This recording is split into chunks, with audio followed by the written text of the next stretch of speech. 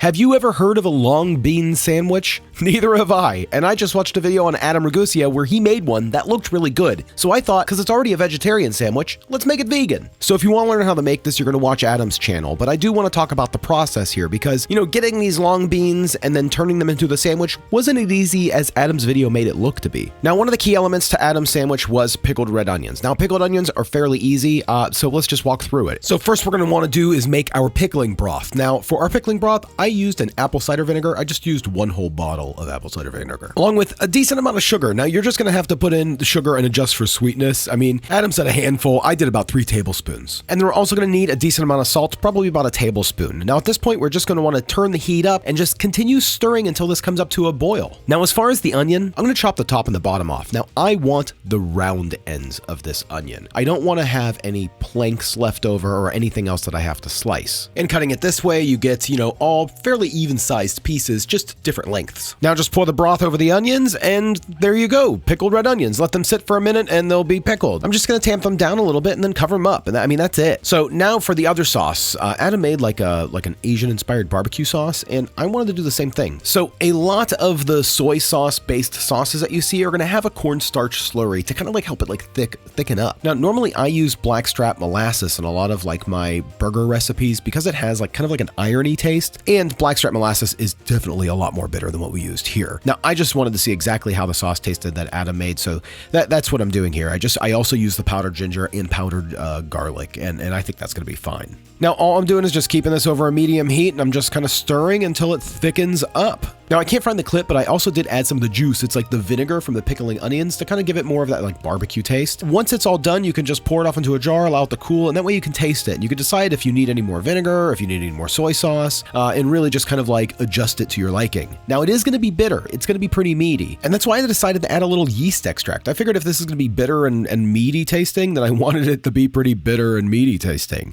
Now, as far as those beans, Adam's right. I've seen these things at just about every Asian market in Orlando. They're crazy. I've never known what to do with them. So I was excited when I saw this video because I was like, you know what? I have to try this thing out. I have to try these big giant beans. Now the bun I just picked up from Publix. I made sure that it was 100% plant-based, and it was a pretty big bun, about the same size that Adam used. But the beans that I got were quite a bit larger. So I actually kind of just cut mine down to length. Now the cool thing with these beans, I can toss them in a bag and use the bean tips for dinner tomorrow. So I just have to prep up my tray. I got my long bun. I'm cutting that in half. I have my sauces, my onions, and then I'm going to cut up some red chilies as well. And Adam was talking about how cheese that melts is really important. So I'm going to be using a Violife cheese and then just cutting these in half for the sandwich size, just like what he did. Now, I already have the grill going, so I'm going to start covering these with a little bit of olive oil and just a little sprinkle of salt, and then we're going to get these going on the grill. But first, let me tell you about today's sponsor. I see all the comments. Yes, I'm losing weight. I told you I was starting to take my health seriously, and Noom has helped that. Noom uses human coaches, psychology, and science to empower people to take control of their own health. Essentially, they're helping you understand and practice making more thoughtful choices every day to make sustainable changes. They have things like little quizzes, articles that you read, and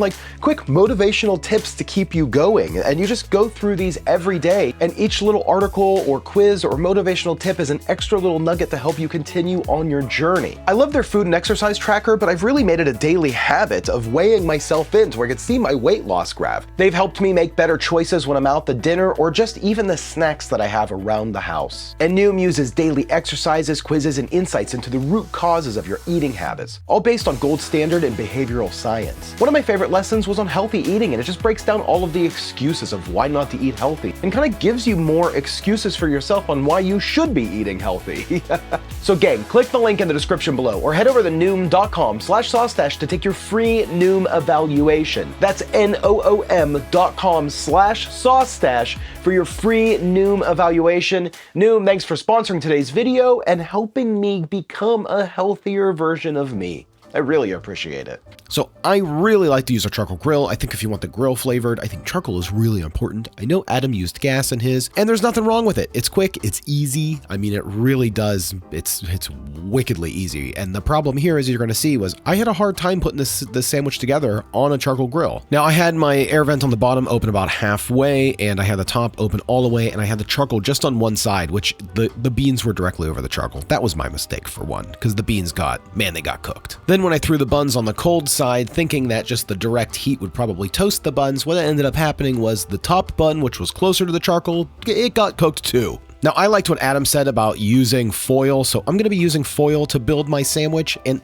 I don't know if this was a mistake or if this was the only thing that saved this sandwich. So I started building mine just like he did. I had the bottom bun, going to lay out the slices of cheese across the bottom, and I think the big problem is with regular cheese, it probably would have started to melt on that hot bun already, where vegan cheese, it takes quite a bit more. That's why I thought the foil would have helped kind of like steam it all together. But really, at this point, everything's so far so good. The beans are holding up, the sandwich is holding up, everything looks to be good. Now, I'm wondering when I put the sauce on if I used too much sauce or if I just put it too much down the middle. I felt like it was a fair amount, and it looked fairly even to what Adam did on his video. But then when I started to do the second layer, that's when this all became a nightmare. I didn't put on the second layer of cheese, I just did a top layer of cheese. I thought that would be enough to hold it together. My second layer of beans were fairly burnt at this point. I was putting on the pickled onions and nothing was staying. That's when the sandwich kind of started to weigh to one side, lean over a little bit too much. Now, by the time the second layer of cheese was going on, I didn't even really see what was happening with the crazy leaning situation here. And then when I put the bun on, that was kind of the final straw. You can see pretty much everything just slid off the bottom bun. I tried to pick it up with the foil.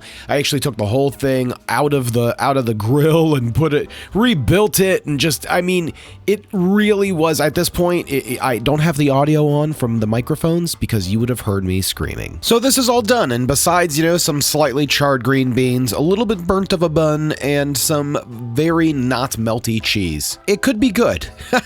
So the cheese kind of melted, but just not the way that it should have. It shouldn't melt like in the glue style. I ended up needing a little bit of help from Monica to remove the foil because it was definitely stuck after the sauce turned into like a sugary cement. But once I got all the green beans kind of like put back together, and for the most part, and cut this in half, it still looked like it was gonna be fairly good. I mean, that looked kind of like Adam's, besides maybe the cheese melted all the way through. Now, like usual, I wanted to see what Monica had to say, but it was already such a bad day that we did our taste test without me hitting the record button. So here is a recap. It's really good. It's got a kick to it. It's very Asian inspired. It's not super spicy, but if you are sensitive to spicy, then it's a little spicy. But it's definitely got like a meaty bite, a really good flavor. It's just, yeah, I really recommend it. I like it a lot. It's a little messy. It's kind of crazy. Super messy. Messy's not like my thing usually, but every once in a while I like it, and I would eat Nessie for this. I like it. It's good. So there it is. Did I nail it? Nope, not at all. I definitely didn't nail this one. But I do think that if I would have had a different cheese, maybe tried a little bit more cheese, I think chow, if I would have done more of it like Adam did, I think that would have been even better. A few things I would have done different on the grills, spread out the coals a little bit more even, and just had maybe like a lower heat, maybe closed the vents off a little bit more. Other than that, the sandwich itself, the concept, was still good. Monica and I still enjoyed the heck out of that sandwich.